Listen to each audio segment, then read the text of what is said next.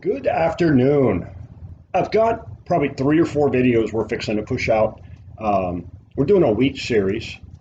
We're also doing an Egyptian Nile barley and a few other things that are fixing to go out on the channel. But I wanted to take some time, just, eh, in between, to put out a question and answer. I've had a lot of our viewers have written in, and I'll put my email address up on the screen. Please email me any questions, any comments, any recommendations, anything you want to know. I answer every email.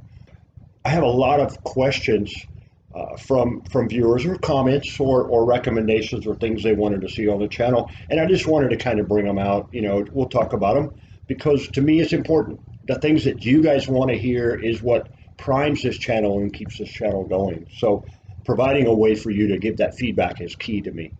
The first question that comes up I get from a lot of different viewers, and I get asked a lot, is why? Why are we malting?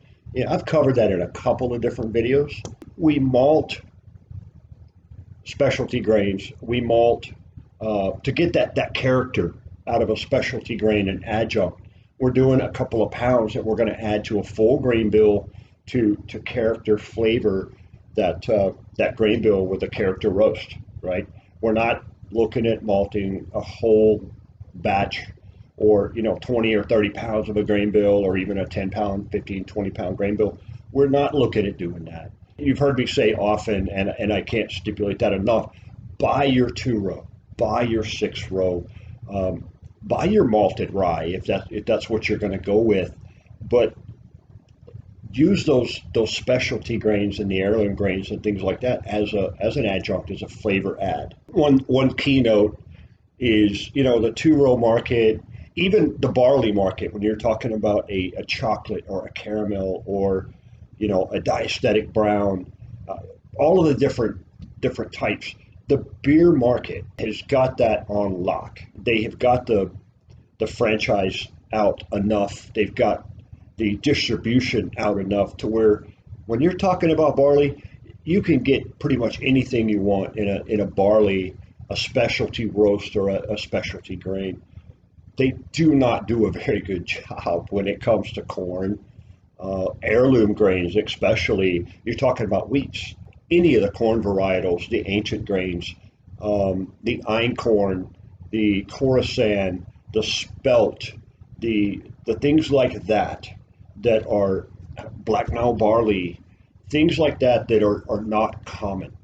They're more of an organic grain and that type of thing. They just don't have the market share, so they're not going to put a lot of that out. That's where people like us, the home maltsters and home brewers, that's our niche. We want that extra little edge, so we're going to do that ourselves.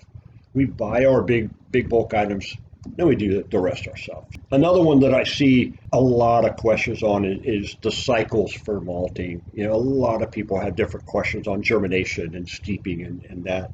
Let's take just a minute. We'll talk about that. One of the first ones is, how long do you steep?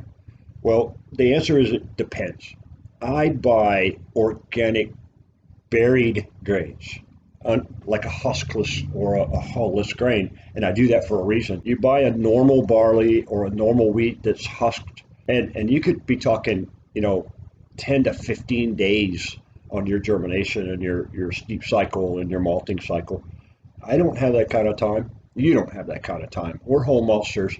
We want to do this. We want to set it off on a Sunday, and Saturday morning we should be ready. We should be ready to lock and load by Saturday, a week. How do we do that? We buy those organic grains, and we'll talk a little bit about sources and things because that was another question that came up. So you've got steep cycle, germination, kilning and drying, and curing. That's the 4 phases you'll have for malting, right? A steep cycle should take roughly 24 to 48 hours. You're typically, if you're using a huskless barley or a huskless rye or any one of the huskless grains, you're going to steep for about 8 to 12 hours. You're going to rest for about 8 hours. You're going to steep for about 8 to 12 hours, and then you're going to rest again for another 8 hours, and you're going to check your moisture content at that point all the way through. You may only go into a first steep at 12 hours, and you may give it an air rest, and you're ready to go into your second steep, you may look at it and say, wow, I'm getting really, really close. I've got chitting happening. My grains are starting, they look plump. My grains, they're a common color all the way from point to point. So let me check the moisture content. You may find that you don't need to get that far. You may only put it on for another 6 hours. You're looking for about 42 to 44% moisture content. The way you tell that is you take 100 grains at the very beginning, you weigh them out on a gram scale. And then you take, after your first steep, take that same 100 grains, put them in a little coffee filter, put a rubber band around them, keep them in this deep water, right? After your first steep, pull them out, dry them off, and weigh them.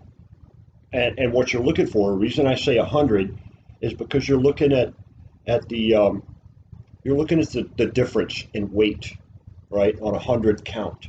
So you can subtract your weight and you'll be able to see my moisture content is now 22%, right? I've added 22% of the original weight to that grain.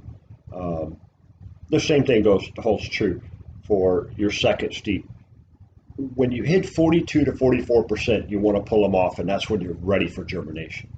Another key is you're going to start seeing chitting, which you'll see roots, and you may even see the acrospire start to emerge. If you see that, you are getting right there at close time for those seeds to say, I'm ready to germinate, send me to germination. A Pilsner is about 38 to 42%. So my goal and your goal as a home maltster, we should say 40%. That's dead bang center. If we hit 40% moisture content after the second steep and we see chitting and we start seeing a little bud from the acrospire, we're ready to go. That could be 24 hours. Doesn't necessarily have to be 48. Those are the key things you're looking for. I get a lot of questions about germination cycle. What is the germination cycle? How long does it take? How do I know when it's done? Those are some of the questions. Germination on a huskless is 3 to 4 days. My normal is about 3 days. What you're looking for in that period on day one is you're going to start seeing the rootlets come out. Day two, the rootlets are going to be more pronounced. The acrospire is going to be about halfway up the seed. And on day three, you should be at 3/4 of that acrospire curving around the seed and ready to start unfolding. It's very, very obvious when you get to that point. Your roots at that point on day three will start matting. So I'm getting there. When you have a matted root and your acrospire is to the top of the grain, you're fully modified. You're ready to shut it down and let's start drying it out. I get questions about how long do I dry this stuff? Well, again, drying is dry to touch, but you're also wanting that moisture content to go from that 40 during germination. You're going to get down to about 28. You may be about 28, 25 at the end of germination. You want that to go to about 10% before you go into the cure stage. You want to be right about 10% moisture content. That's a good number for locking in the amylase. You're looking more for that moisture content, roughly 24 hours. So here's what Kevin does. Kevin will put it in the kiln at roughly 95 to 100 degrees. I'll leave it there overnight. I'll leave it there probably most of the next day. And that evening before dinner, I'll come check it. And 90% of the time, it's going to be done. It's going to be ready to go into the curing stage, which is where we increase the heat and use the oven. That was long-winded, but that's roughly what it is. Curing takes about 2 to 5 hours. And again, I'm going to put temperature. I'll put the temperature stats for a pail and a Pilsner up on the screen. Those are the easiest for you guys. You can do a pale or a Pilsner malt. You can do a chocolate malt based on what I'll show you on the screen here.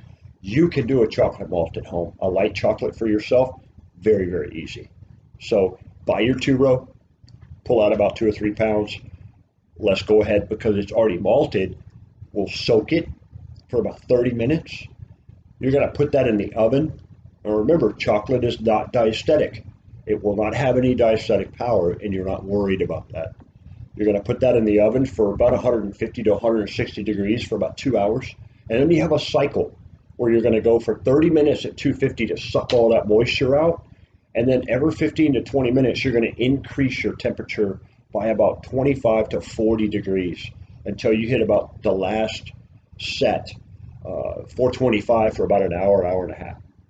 And continually stirring it and moving it around. You will have a light chocolate malt at the end of that that you can be proud of. I without a doubt, I know you can do it. It's very simple. As long as you're stirring it, you're keeping it moving. Every 15 minutes, you're going to go in and check it. You don't want it to get too hot and burn, but you will be able to make a chocolate malt that you can add to your grain bill. And when you get that beer or that whiskey out, you're going to be astounded at how much better yours is to you than what if you would have just bought some chocolate. That's one of the other questions I get a lot is how can I make a roasted malt on my own? That's a very simple one. Sources. That's a big question. People ask me all the time, where do you get your grains? Because I do so much stuff and I do a lot of exotics, so they want to know where those come from. Either somebody has brought them to me, in the case of like the Egyptian black Nile barley or the Aztec corn, somebody has brought that to me and said, hey, see what you can do with this. Or I bought it, right? Amazon or Whole Foods is probably your go-to to find this kind of stuff. So you're going to look for, some of the keywords will be an organic rye berry, organic barley berry. You want to look for that. Look for emmer or wheat farro. That is so simple. Emmer is probably the easiest wheat for you to do at home, or a white red winter wheat. They're easy, very, very simple. They germinate extremely fast, and they don't take any time to go ahead and dry out. I would recommend those, a white or a red winter wheat or a farro emmer wheat, to do it at home by yourself if you wanted to try some wheat out. It's very simple. Amazon and Whole Foods, I get my stuff there. I buy quality grains. I like to use the organic grains because I know they haven't been modified, and they're typically cleaner when I get them. I don't have to worry as much. I know when I push a product out to somebody that asks me for some, they're getting good grains. I'm not going to go get farm grain and try to give that to somebody that's making a beer. Say, hey, look what I made. I want it to be quality. I don't charge money for doing malting for people. Friends of mine bring it to me and I just do it. It's a hobby of mine. If they're going to buy the grains, I tell them, go buy this type of grain. Don't go down to the feedlot and buy some barley, right? I just don't do it that way. To each his own. I'm not advocating one way or the other. I personally don't do that, and I would hope that most people would try, if they're going to do adjuncts, most people try to keep it clean and do it, use the quality stuff. And then your 2-row and your 6-row, it is what it is, right? You're going to buy 30 pounds of that stuff. You're going to get what you get depending on where you buy it, right? I thought it was interesting. I've had some questions around smoking that, how do you do that? And I want to save those because one of the episodes I've got coming up is actually redoing my smoker. My smoker's set outside and it's time to redo it, just like my kiln. It's time to redo it. So we're going to go through some of those questions when we redo that smoker. I want you to see how that's built. It's extremely simple. It uses the same thing you see here with the kiln. When I showed you the kiln, it's got screens, and it's a very simplistic box that you run smoke through. Again, I'll put my email address up. If you have any comments, any recommendations, if you see something I'm doing wrong, let me know because, I'm always learning. We're always learning together. So again, I answer all emails. So until next time, have a good one.